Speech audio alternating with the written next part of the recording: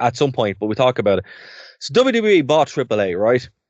Not too surprising, but a little bit surprising. Again, I'm still of the belief that TNA is 100%, if not bought by WWE. They are large stockholders in WWE. There's no way they're not, right? Yeah. But I was very surprised by the outright purchasing of AAA. Not even like a TNA style wink wink nudge nudge partnership, but like just out and out bought it. No, I think we'll see more of this, right? And it just seems to be the way it's going. You made a good point. I'm going to let you say it because I'm not going to steal your line. But we were talking about this, and Martin, you said one of the most profound things that I've heard in a while. I need to get on record.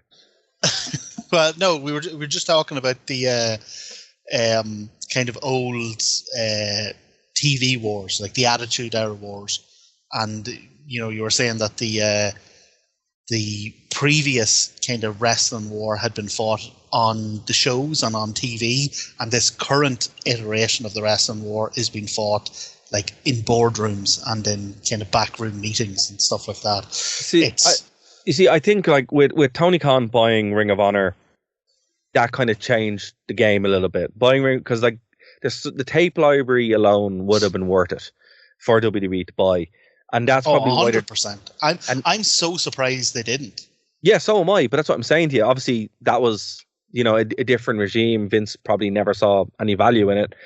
WWE now with TKO, they're like, well, look, we have all these luchas. We might as well bring in people, build out this developmental system, at least buy the tape library and have it there and be able to farm people out if needed. Now, look, what I will say on this is this WrestleMania, and it's shocking that people have never watched WWE before, right?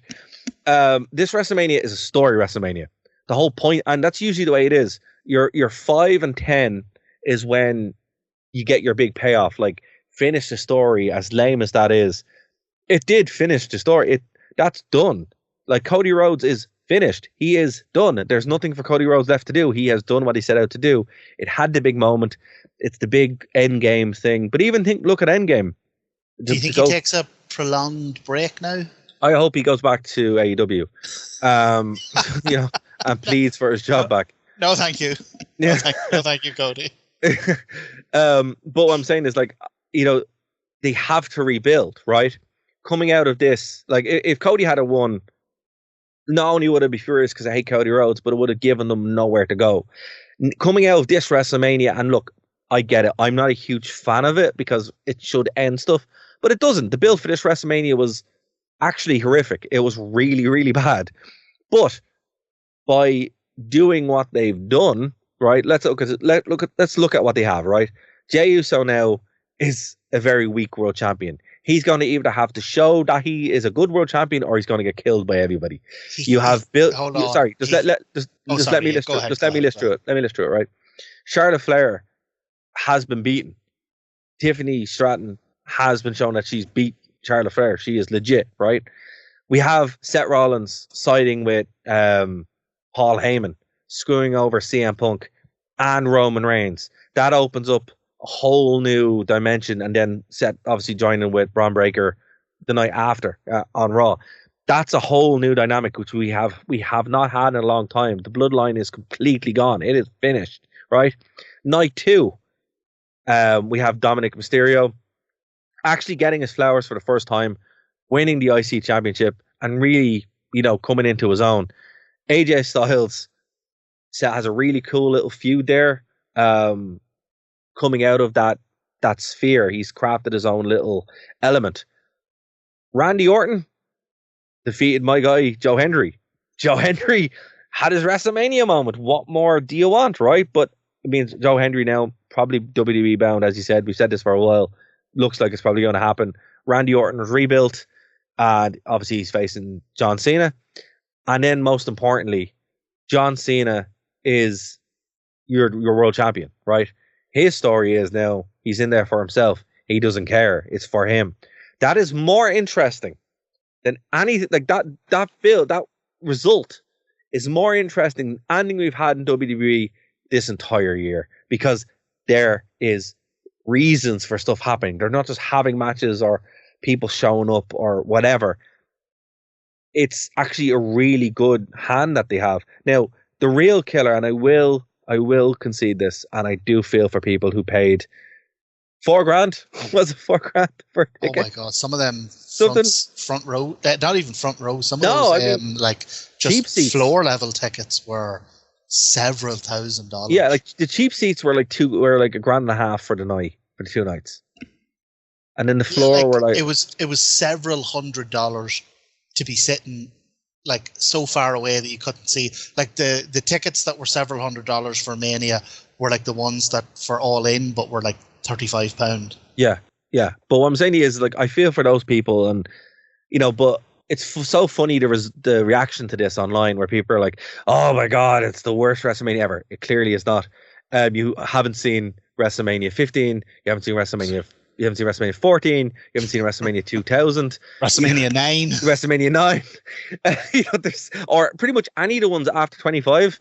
There's like or pretty much even one and two are 1 and 2 are pretty ropey as well. Momentous occasions, but they're duds. Yeah. 3 is only good because of the main event. Like Mania doesn't really start getting good till like 5.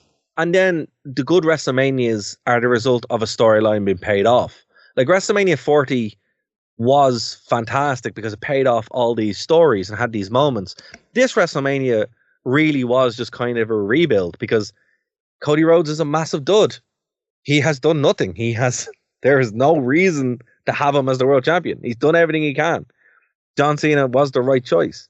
They had to rebuild the entire roster almost, and now we have this new status quo in WWE. It is unfortunate that they didn't do that at Royal Rumble, which they should have, or even Elimination Chamber, but again, this was the best that they could do with what they were given. So, look, I'm going to yield the floor to you, Martin, because that's from listening to people talk about this, you swear it was...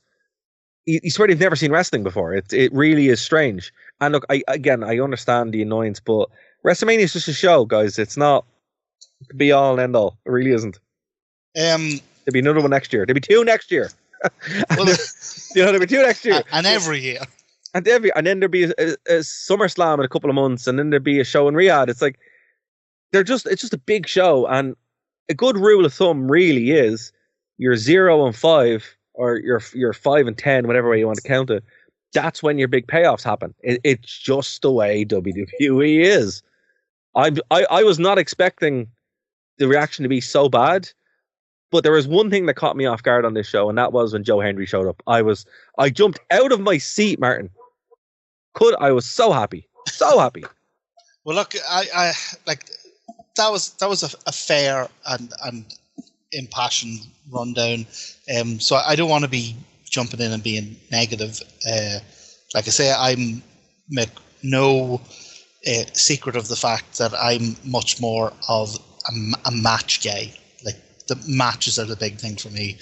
So, I mean, apart from the women's triple threat, which was excellent, like genuinely a really, really good match. Everything else I thought was fine to kind of actively bad. In terms of the results, I mean, again, I'm a match guy, I'm a wrestler guy, so Yeet going over Gunther. Like Gunther is one of the few wrestlers in WWE that I still covet, that I would take into AEW tomorrow. But did you not see that this Yeet thing is starting to run its course? There were people in the crowd actively like, Well, yeah, because I think any of those things, I don't know. There's a lot more energy behind them when they're in the chase, And then when they actually win the title, a lot of this stuff you sort of stop. Exactly. It's like Daniel Bryan. All he had was yes, and then that was it, and he's the biggest dud in WWE history and AEW history. Dara only says this stuff on the podcast because he knows he's in Dublin and I can't strike him. So I wasn't pleased with